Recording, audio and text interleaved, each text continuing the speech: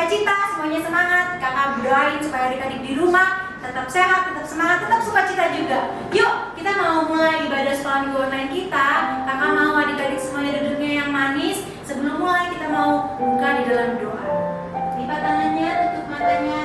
Tidak ada lagi yang main-main, tidak ada lagi yang nengok kiri kanan. Semuanya tutup matanya sungguh-sungguh. Ikuti kakak di dalam berdoa. Tuhan Yesus, terima kasih untuk hari ini, untuk kesehatan yang selalu Tuhan berikan bagi keluargaku.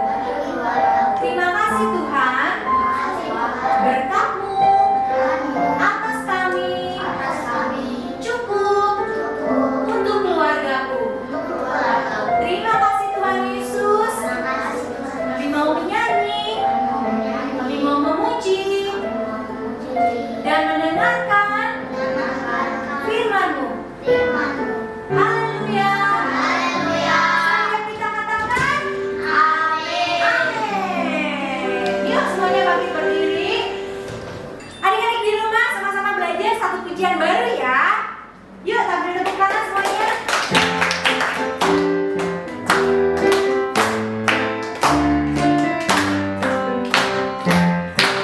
Aku mau makan, aku mau tidur. Aku ingat Tuhan pelihara hidupku. Aku mau berbagi, aku mau menolong. Aku ingat Tuhan yang mencintai. Sekali lagi. Aku mau makan, aku mau tidur. Aku ingat Tuhan pelihara hidupku. Aku mau berbagi, aku mau menolong. Aku ingat Tuhan yang mencintaiku. Tuhan menjagai papa mama, kakak adik saudara-saudariku. Dengan berkat-berkat-Nya cukup buat keluargaku. Tuhan jagai papa mama, kakak adik saudara-saudariku. Dengan berkat-berkat-Nya cukup buat keluargaku.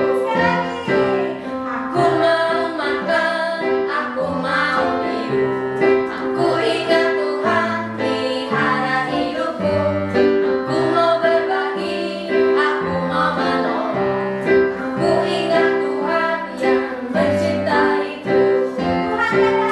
Tuhan jagai papa mama, kakak adik saudara-saudariku. Dengan berkat-berkat-Nya cukup buat keluargaku.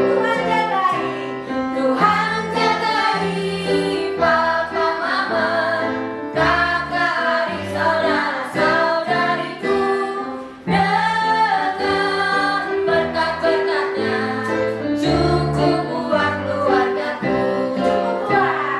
Cukup buat keluargaku. Cukup buat keluargaku. Jadi adik-adik semua ingat ya, waktu kita mau makan, waktu kita mau tidur, ingat ada Tuhan yang memelihara hidup kita. Tuhan memberkati setiap kita. Siapa yang diberkati Tuhan, angkat tangannya. Berikan tepuk tangan buat Tuhan Yesus. Mau ada beberapa adik-adik yang mau kasih salam untuk teman-teman yang ada di rumah, supaya teman-teman yang ada di rumah tetap semangat ya. Shalom Kela, shalom Adasa. Kalian semua sehat kan? Ikut aku beribadah sama-sama yuk. Shalom Jonathan, shalom Kela, sehat selalu ya. Sekarang kita ibadah sama-sama yuk.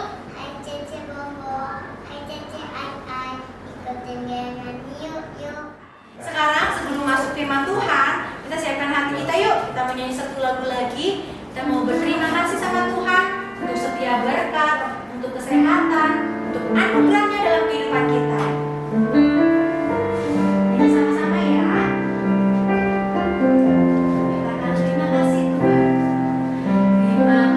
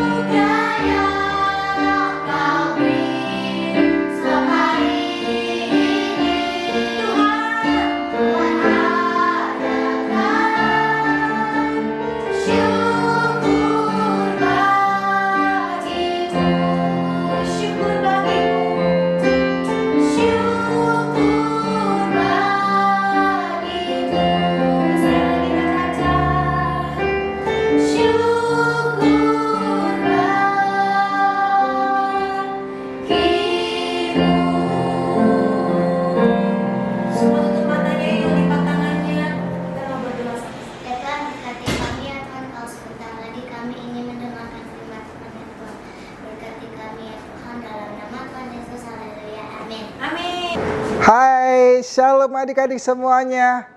Iya, kembali lagi dengan Kak Daniel hari ini di hari Minggu yang luar biasa. Kita udah siap untuk mendengarkan firman Tuhan pada pagi hari ini. Kakak harap semuanya kita sudah siap.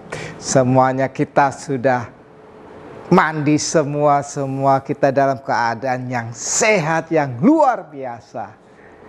Oke, pada pagi hari ini, yuk, kakak akan menyampaikan firman Tuhan dengan judul doa adalah bukti cinta. Ya, siapa di sini yang suka berdoa? Siapa di sini kalau makan selalu berdoa? Iya. Siapa di sini kalau berangkat ke sekolah berdoa dulu, bangun tidur berdoa dulu? Angkat tangannya. Iya. Jadi kita semuanya pasti selalu berdoa. Dan hari ini doa itu adalah bukti cinta kita. Seperti apa ya doa yang merupakan bukti cinta kita? Bukti cinta kita bisa kepada orang lain dan juga bisa kepada Tuhan. Yuk kita lihat dulu yuk video yang pertama ini. Selamat menyaksikan. They say to live in the hearts of those we leave behind is not to die. Wah, But he puts ini you in ada this di grave. pemakaman. Ada yang meninggal. From now I'll do the same to him. Dan orang yang dikasihnya ini meninggal. I can't do no more funerals. First time, my house laid up all people. Dia tidak ingin lagi disakiti. Dia tidak Or being ingin haunted. lagi ada di suatu pemakaman. Karena itu perpisahan itu sangat menyedihkan. You know he's out there somewhere watching, right? Call floor. Means he's close. Just promise me, Setelah Brian. berdoa, dia No more pergi. funerals. Just one more. Please.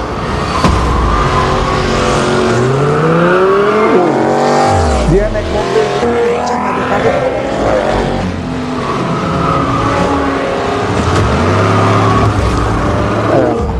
Terjadi kejar-kejaran. Ini mereka keluar dari tempat pemakaman.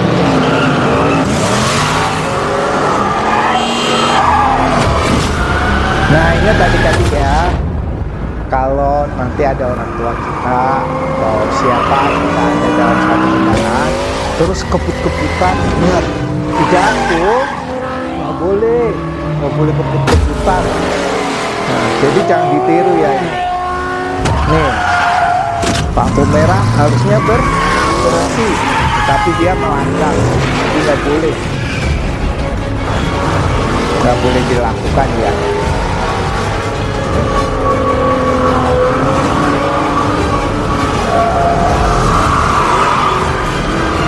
Kita akan lihat apa yang terjadi ya. Wah, mobilnya masuk ke dalam terowongan.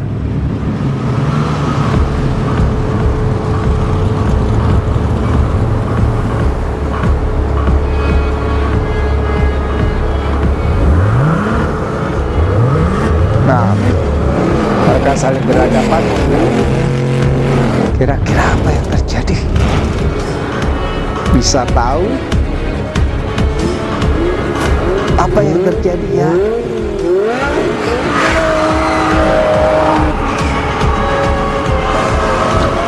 Ya.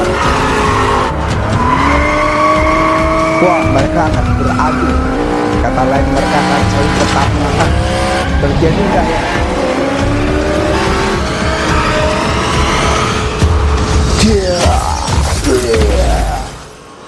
Akhirnya terjadi tabrakan. Tuhan mau kita memiliki suatu doa yang merupakan bukti cinta kita. Tuhan menginginkan agar doa-doa kita itu harus selalu disampaikan. Kita akan baca dulu firman Tuhan pada pagi hari ini. Ayat hafalan kita pada pagi hari ini ada di dalam 2 Tesalonika 3 ayat 11. Yuk adik-adik kita boleh buka Alkitabnya sama-sama, kakak tungguin. Boleh di HP yang sudah ada Alkitabnya, aplikasi Alkitab. Kita buka sama-sama di 2 Tesalonika 3 ayat yang ke-11. Udah siap semuanya? Udah dapat? Kalau nggak dapat di layar kaca sudah ada. Yuk kita baca-baca, kita akan baca bersama-sama ya. 2, 3. 2 Tesalonika 3 ayat yang ke-11. Selanjutnya saudara-saudara berdoalah untuk kami. Sekali lagi kita mau katakan 2 Tesalonika 3 ayat 11. Selanjutnya saudara-saudara berdoalah untuk kami. Jadi yang menulis surat ini 2 Tesalonika adalah Rasul Paulus. Dia menulis surat kepada jemaat yang di Tesalonika dan mengatakan kepada jemaat di sana, wahai jemaat-jemaat Tesalonika, berdoalah untuk kami. Kami ini siapa? Rasul-rasul, orang-orang yang mengabarkan Injil, para murid Tuhan Yesus yang sedang mengabarkan Injil. Jadi Rasul Paulus meminta supaya jemaat Tesalonika berdoa, supaya jemaat Tesalonika mendoakan Paulus. Nah, itu merupakan bukti cinta. Kira-kira apa saja yang harus kamu doakan? Yang harus kita doakan itu apa ya, Kak? Aku tuh mau berdoa tapi bingung, Kak, buat apa ya aku berdoa? Yuk hari ini kita akan sama-sama belajar. Yang harus kita doakan itu apa saja? Yang pertama,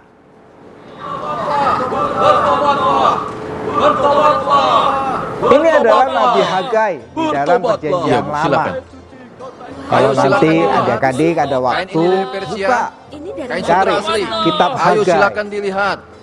Hagai adalah seorang hamba Tuhan. Tanpa bait suci, kota ini menjadi kota yang terkutuk. Hagai, kamu pergi kemana dengan Nah, pengikut-pengikutmu Hagai itu? dia Ini adalah pencarian yang meneriakkan. sulit, nak. Dia Kami sedang memberitahukan mencari kepada anak-anak orang-orang yang di setia sepanjang menyembah jalan. Dia Yahweh. beritahukan Kalau begitu aku ikut. Untuk Tentu apa? saja, aku salah satu penyembah Yahweh yang setia. Aku yang kalian Untuk cari. mendirikan Tidak. rumah. Orang-orang sepertimu bukan anak-anak yang setia. Kalau memang kau penyembah yang setia, kenapa kau meninggalkan pekerjaan membangun kembali bait suci? Orang yang benar tidak berbuat seperti di itu. bait suci. Karena tidak ada Orang lagi muda uang untuk ini membayar para pekerja, bekerja di bait untuk suci. membeli kayu-kayu keda dari Dengan kata Libanon. lain, dia ada Semua orang di tahu rumah itu. Tuhan. Apa kau tidak tahu? Kau meninggalkan pekerjaan itu hanya Rumah karena Tuhan kau waktu tidak itu beriman. sedang Apa kau mengalami tidak memikirkan kehancuran. nasib anak-anakmu?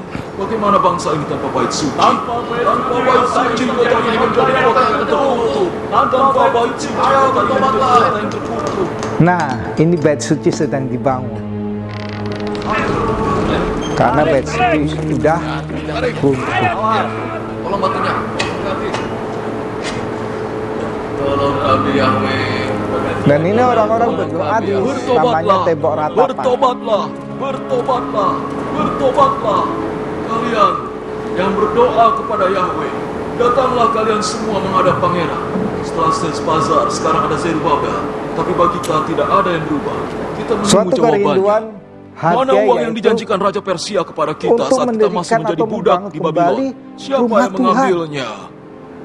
Ya, rumah Hagai Tuhan benar. itu harus dibangun Ayo. supaya Ayo orang-orang kita bisa segera datang menemui pangeran. berkumpul, Bagus supaya sekali. orang-orang bisa Kalian datang waktu itu anak-anak yang setia berkumpul kepada berdoa Yahweh. kepada Kalian Tuhan. benar-benar mencintainya. Ayo. Kalau tidak ada Tanpa rumah bait suci, kota ini menjadi rumah kota Tuhan yang atau dalam terkutuk. istilahnya Tanpa ada bait suci, bangunan, ada gedung Aku rasa gerejanya, orang itu pasti aneh. mereka akan sulit untuk berdoa. Di Israel banyak sekali orang-orang lahir seperti Hagai. Tapi Hagai mereka tidak memimpin ada anak-anak Israel di dalam nama untuk Yahweh. memberitahukan untuk kepada orang Israel pada waktu itu supaya Supaya mereka dapat berkumpul di rumah Tuhan untuk berdoa. Jadi mereka harus berkumpul di rumah Tuhan untuk berdoa. Saudara-saudaraku, Tuhan yang Maha Kuasa sedih sekali kita tidak menunjukkan kesetiaan kita di hadapannya. Bagaimana kalian bisa hidup tenang di rumah saat bait suci Tuhan masih berbentuk reruntuhan?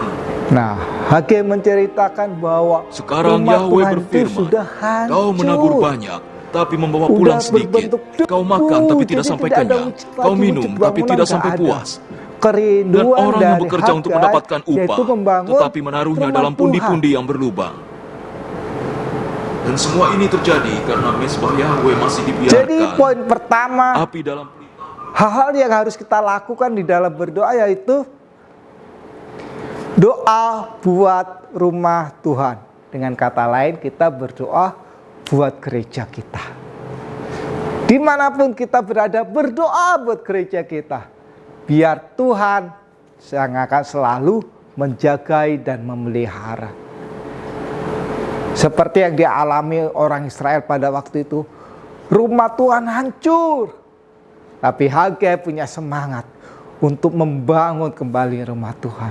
Dia mengajak seluruh orang Israel pada waktu itu. Ayo bangun rumah Tuhan. Supaya kita dapat beribadah. Jadi yang pertama, doa apa yang bisa kita naikkan? Apa yang bisa kita doakan? Yang pertama, doa buat rumah Tuhan atau doalah buat gereja. Yang kedua,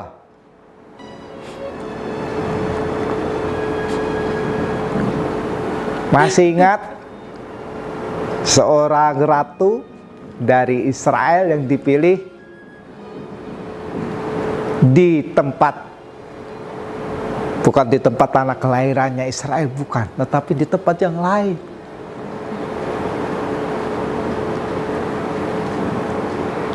Ini adalah Ratu Esther.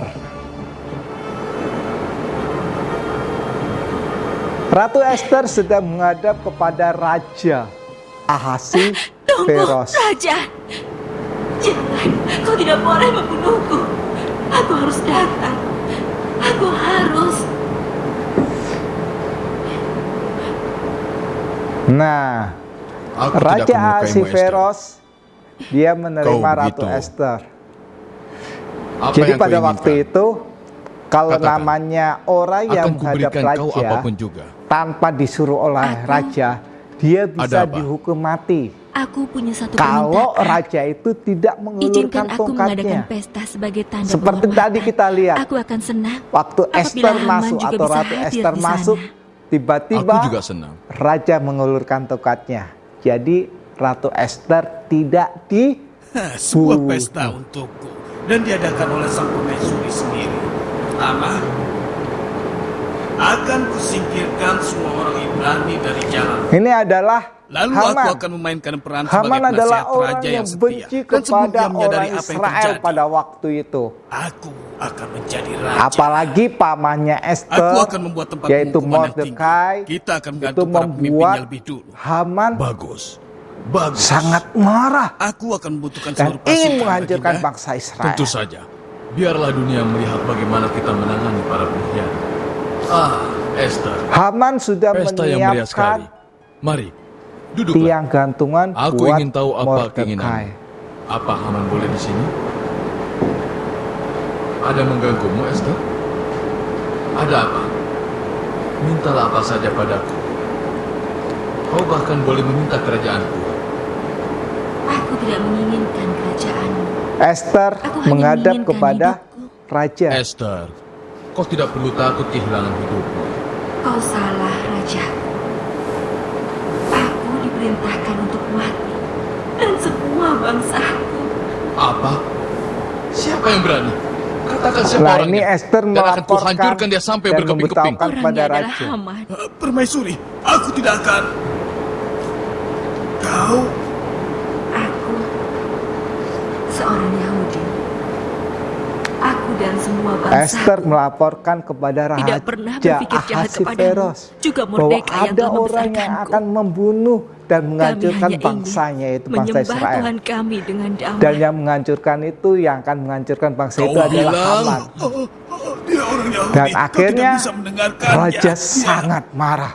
Dia menginginkan Dan dia kerajaan ini untuk berkatakan dirinya bahwa sendiri. Haman Kau bohong, sudah Haman. Aku menyiapkan tidak pernah mengenal orang yang tiang sebaik gantungan Esther. Tidak, buat tidak Raja. Mordekai. Pikirkan apa yang kau lakukan. Kau akan digantung dengan tali yang kau siapkan untuk leher Mordekai. Oleh sebab itu yang harus kita lakukan, berdoalah buat pemimpin dan bangsa kita. Esther, dia selalu berdoa buat bangsanya. Biar Tuhan yang akan menjaga bangsanya.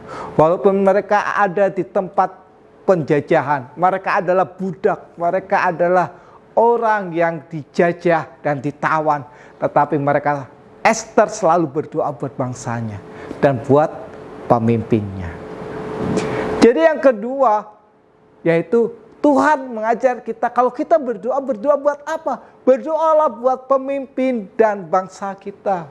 Pemimpin bangsa ini ada Pak Presiden Joko Widodo dan wakilnya.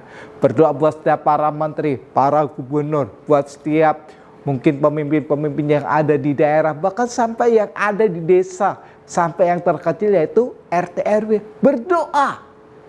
Itu yang Tuhan mau. Itu yang Tuhan ajarkan supaya kita berdoa buat para pemimpin itu. Juga berdoa buat para pemimpin gereja. Ada pendeta kita, ada Pak Boas beserta keluarganya, berdoa. Ada lagi di bawah kita, di atas kita, yang lebih tinggi lagi pemimpin dari gereja ini yang ada Pak Niko. Mungkin kita tahu siapa aja, kita berdoalah buat mereka. Ya, jadi kakak berharap kita juga berdoa buat pemimpin gereja kita, pendeta-pendeta yang ada dimanapun berada. Itu yang harus kita lakukan seperti Esther melakukannya. Dan yang terakhir, Ini tidak adil. Bagaimana Tuhan bisa mengampuni orang-orang yang sudah berdosa itu? ini adalah Yunus. Masih ingat Rasanya ceritanya aku ingin Yunus? mati saja. Yunus disuruh Tuhan pergi ke kota Lalu bagaimana dengan Niniwe. bangsaku? Apa kami tidak Akhirnya, pantas menuntut balas loncat. atas penderitaan yang kami alami? Yunus, seharusnya kau tidak marah. Naik Apa kapal ini yang artinya? beda. Nineveh akan tetap Harusnya hancur? arah ke timur, dia ke arah Halo? barat. Tetapi akhirnya Jawab Tuhan aku. tetap memanggil. Dengan dia dimakan ikan yang besar. Dan akhirnya dimuntahkan di kota Niniwe. Dan dia berkata kepada orang-orang Niniwe, ini orang-orang, hai orang-orang Niniwe, kalau kamu gak bertobat, Tuhan akan menghancurkan kota ini. Dan tahu yang terjadi? Tuhan mengubahkan mereka. Orang-orang Niniwe, mereka berdoa, mereka meninggalkan semua berdoa, berpuasa. Aku akan tunggu Bertobat, sampai mereka Tuhan berbalik berubah kepada pikiran. Tuhan. Mereka bertobat. Dan akhirnya Tuhan tidak menghukum. Yunus kesal. Panas sekali. Tidak ada tempat Kenapa berteduh. Tuhan gak menghukum? Seandainya kota saja ada Niniwe, tempat padahal berlindung. orang kota Niniwe itu orang-orang Aku lelah jahat. sekali. Kira-kira tahu nggak? Nah, tiba-tiba tumbuh nih. Oh, bagus sekali. Kau datang dari mana? Ah, sekarang aku merasa lebih baik. Aku terlindung dari matahari yang panas di dekat tanaman yang indah ini. Dan Tuhan saat ini, sangat bangsa Nineveh mungkin saja menyukai sudah hancur. atau senang dengan orang-orang yang berbalik dari dosa Yunus, atau dari berbuat kejahatan. Kau masih belum mempelajari kembali. apapun. Aku harus Jadi yang harus kita lakukan adalah berdoalah buat musuh. Kak, susah kak berdoa buat musuh kak. Iya benar susah. Kakak pun juga akan mengalami hal yang sama. Susah. Tetapi itu yang Tuhan mau. Kita harus berdoa buat musuh kita. Bagaimana caranya? Tuhan ampuni mereka. Kita belajar dari Tuhan Yesus pada waktu Tuhan Yesus disalib. Dan Tuhan Yesus ngomong apa? Bapa, ampunilah mereka, sebab mereka tidak tahu apa yang mereka perbuat.